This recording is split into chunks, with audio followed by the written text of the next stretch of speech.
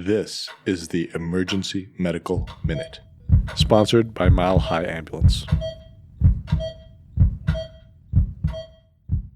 The Emergency Medical Minute is excited to announce that we are now offering AMA, PRA, Category 1 credits. This is accessible through our online course modules that can be accessed at www.emergencymedicalminute.org/CME-courses, or simply by clicking on the link in our show notes and creating an account. Good evening, everybody. So, wanted to do a quick review on hyperkalemia. We don't see it a ton. We see it a moderate amount, typically in folks who are end-stage renal disease, but you can get acutely hyperkalemic if you have an acute kidney injury or acute renal failure. So, what would we define hyperkalemia as? What would the lab findings be of your serum potassium? So 3.5 to 5 is normal. So you start getting above that. We really start to talk about true hyperkalemia above 5.4, obviously non-hemolyzed samples. And then once you get up into 6, 7, 8, particularly if it's acute, if they've never been hyperkalemic before, if they haven't ever had to tolerate hyperkalemia before, then that's true acute hyperkalemia. Why do we worry about hyperkalemia? Yeah, cardiac irritability, exactly. Dysrhythmias, right? So it's pretty well described what the relationship between the serum measured potassium level and your cardiac dysrhythmia is. Does anybody want me to tell? What's the first thing you see? We're pretty good at finding this. First EKG change you see. Peak T waves. Yeah, peak T waves first. Peak T waves first. Generally that correlates with like a serum K of about 6. And then what's the next thing we see? What starts to get longer?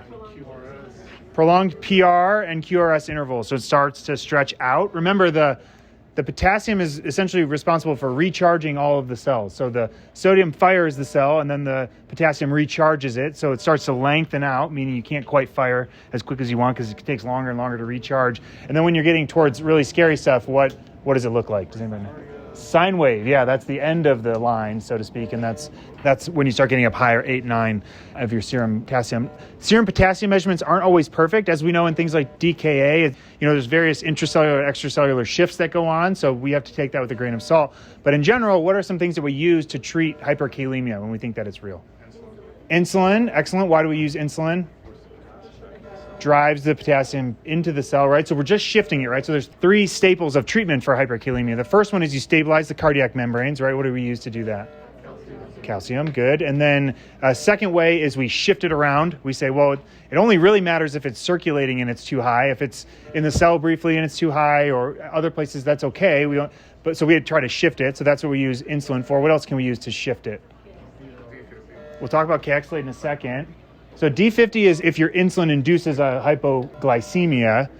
So albuterol can help drive it into the cell, right? Folks who are asthmatics who are getting continuous nebs can get hypokalemic because it helps drive the potassium into the cell. And so those are the 2 mainstays for shifting it.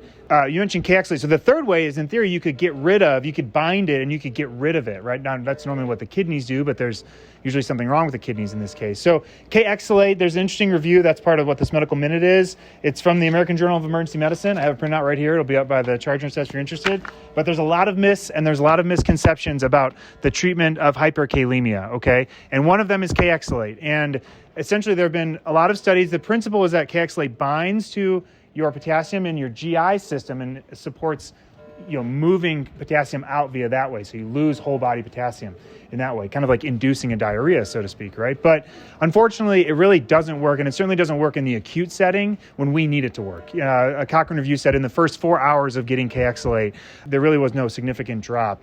Furthermore, there are consequences of giving Kayexalate. Does anybody know what can happen?